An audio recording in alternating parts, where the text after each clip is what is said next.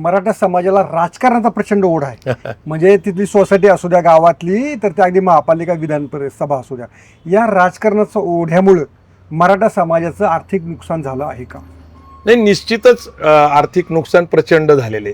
मराठा समाजाचं अतिरेक राजकीयकरण झाले. कुठलाही पक्ष घ्या तुम्ही, हा मराठ्यांचाच पक्ष आहे. तुम्ही असं म्हणू शकत नाही हा मराठ्यांचा आहे. तुम्ही कुठलाही पक्ष घ्या, मी तुम्हाला दाखवतो 80-90% जे पुढारी आहेत, आमदार असतील, खासदार असतील, नगरसेवक असतील, महानगरपालिकेचे असतील, जिल्हा परिषद असतील, हे मराठाचे. मराठ्यांचं राजकारणाकडचा ओढा काय, तर तो राज्यकर्ता समाज. म्हणजे पूर्वी जसं गावामध्ये पाटील होता, मग नंतर देशमुख होते, नंतर जागीरदार होते, तर शिवकालापासून हे महसुली व्यवस्था सांभाळणारे लोक असल्यामुळे तो त्यांना एक ओरा आहे आणि एक प्रतिष्ठा म्हणून आणि समाजसेवा म्हणून ते राजकारण करतात. पण हे धोक्याची घंटा आहे, लक्षात ठेवा. 1997ला ज्यावेळेस युतीचं सरकार आलं होतं, मनोहर जोशी मुख्यमंत्री होते, किर्लोस्कर मासिकामध्ये आमचे आदरणीय मार्गदर्शक डॉक्टर आ साळुंके सरांनी एक लेख लिहिला होता, बरे झाले सत्ता गेली आता संधी आहे. तसंच आज देवेंद्र फडणवीस मुख्यमंत्री आहे, बरं झालं मराठ्यांची सत्ता गेली आता संधी आहे. आता मराठ्यांना कळलं पाहिजे की राजकारण जरी करायचं असेल तर अर्थकारण मजबूत असावं लागतं. मला अनेक उदाहरणं माहिती आहेत. आमदार खासदार असलेले लोक, नगरसेवक असलेले लोक, 4-4, 5-5 टर्म नगरसेवक असले, पण अर्थकारण विस्कळीत झाल्यामुळं नैराश्यात कुटुंब गेलेले आहेत. नैराश्यात. आजचं राजकारण हे अर्थकारणाशिवाय शक्य नाहीये.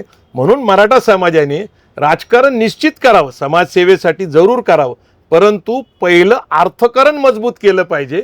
हीच तर खरं एक्सपोर्ट 26 जे झालं ॲग्रिकल्चर कॉलेज, MEAच्या निमित्ताने मराठा एंटरप्रेनर्स असोसिएशनची हीच तर इच्छा आहे, पहिल्यांदा अर्थकारण मजबूत करा. मी एक उदाहरण सांगतो की 4-5 नगरसेवक त्या एक्सपोच्या ठिकाणी मला भेटायला आले आणि त्यांची सुरू झाली चर्चा.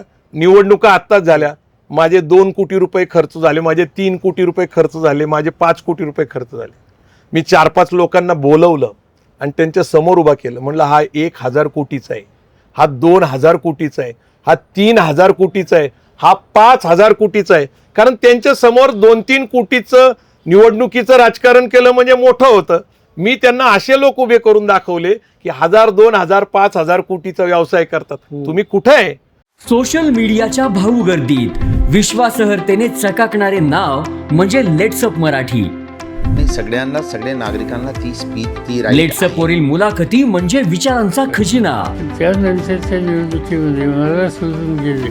बातम्या केवळ वस्तुस्थिती सांगणाऱ्या, न प्रोपगंडा, फक्त जनतेचा अजेंडा. क्योंकि आने वाला कल जाने वाला है, जाने वाला कल आने वाला है. राजकारण, मनोरंजन असो की क्रीडा क्षेत्र, महाराष्ट्राची स्पंदने संवेदनशीलतेने टिपणारे माध्यम म्हणजे लेट्सअप मराठी.